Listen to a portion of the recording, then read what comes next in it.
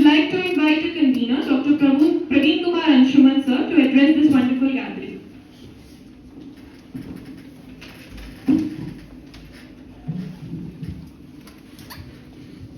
सभी को नमस्कार। 2019 एडिशन जो मैगजीन का आया था, उसमें ये सेशन हमने शुरू किया था। स्वामी जी ने कुछ दिन पहले मुझे फोन किया और पूछा कि ये अट्राक्सिया क्या है, और ये किसी के भी मन में ये जिज्ञासा हो सकती है कि ये अट्राक्सिया क्या है।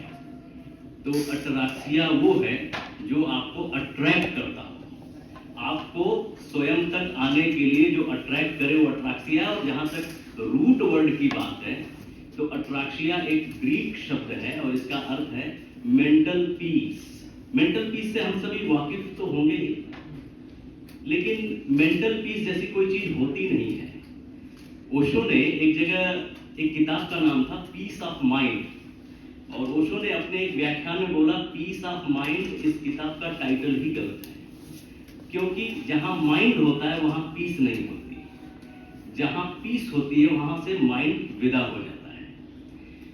तो mindfulness is the absence of mind. Kabirdas ji ने भी अमनी दशा की बात की है। एक बहुत ही सहज, यहाँ कुछ बच्चे कॉमर्स के बच्चे हैं जिनको मैं पढ़ाता हूँ ईयर 2-3 बच्चे थे, उनका नाम था अमन।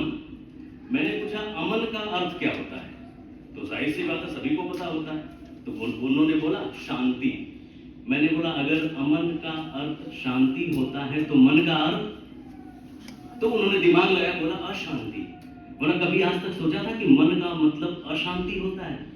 ये कबीरदास और कृष्ण और बुद्ध जैसे लोगों को पता होता है, और रविदास ने तो कहा है मन ही पूजा मन ही धूप। जब मन से आप मुक्त हो जाते हैं उस दिन आपको ये serenity of mind, flux within you which is there, ये आपको तब जाके उपलब्ध होती है।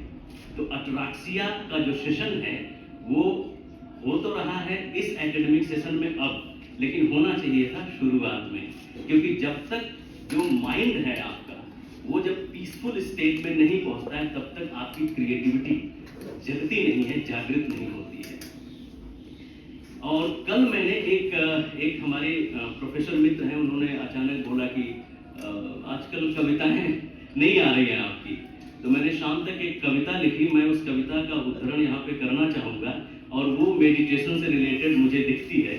वो कविता यूं थी कि शब्दों से लोग तोड़ते हैं, शब्दों से लोग तोड़ते हैं, जोड़ते हैं, यानी दोनों काम करते हैं। तोड़ने का भी काम शब्दों से लोग करते हैं, जोड़ने का भी काम लोग शब्दों से करते हैं। उन शब्दों से भी जो गर तोड़े तो कोई जोड़ भी दे, और गर कोई जोड़े तो कोई तोड़ भी दे।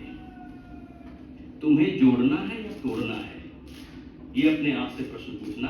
तुम्हें जोड़ना है या तोड़ना है, यह अवश्य सोच लेना। तुम वही कर लोगे जो तुम चाहोगे, गर नहीं कर पाए तो बस यही समझना कि तुम ठीक से चाह नहीं पाए। दोष सदा ही तुम्हारा होगा, तोड़ने में भी और जोड़ने में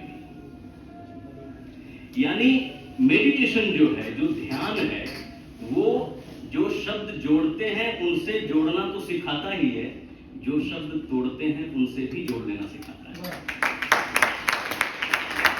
इसी कला को आज बताने के लिए हमारे समक्ष उपस्थित हैं स्वामी शशिकांत सदैव जी। इनसे दिल का नाता है, और नाता जब भी किसी से होता है तो दिल का ही होता है, और दिल का जब तक नहीं होता तब तक नाता होता नहीं। मुझसे इनकी मुलाकात आज तीसरी है, लेकिन जानते हैं हम एक दूसरे को कम से कम 7-8 वर्षों से जान रहे हैं। कई बार तो कुछ ऐसे व्यक्ति भी ट्रेन में मिल गए, एक मुलाकात है, उनसे जैसा नाता है वैसा उन लोगों से भी नाता नहीं है जिनसे हम 10-12 वर्षों से रोज मिल रहे हैं। और यही स्नेह जब होता है हमारे बीच, और इसी से दूरी निर्मित होती है, इसी से दूरी हटती है। मीरा बाई का नाम हम सभी ने सुना है। मीरा किसकी दीवानी थी? भगवान कृष्ण की दीवानी थी, लेकिन कृष्ण सामने थे नहीं। कृष्ण तो 1000 साल पहले पैदा हुए थे, मीरा बाद में पैदा हुई। प्रेम स्नेह ऐसी चीज होती है जो कि हो तो हजारों मील दूर भी व्यक्ति आपके पास होता है।